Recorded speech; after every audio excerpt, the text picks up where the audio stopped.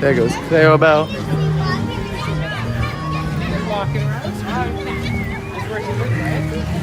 Finally, after 17 moons, Dawn's Boat is finally open.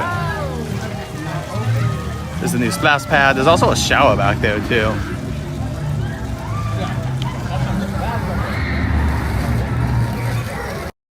But here it is, everyone. We've been waiting so long. Splash pad is finally open here. So the boat is finally completely open here in Toontown.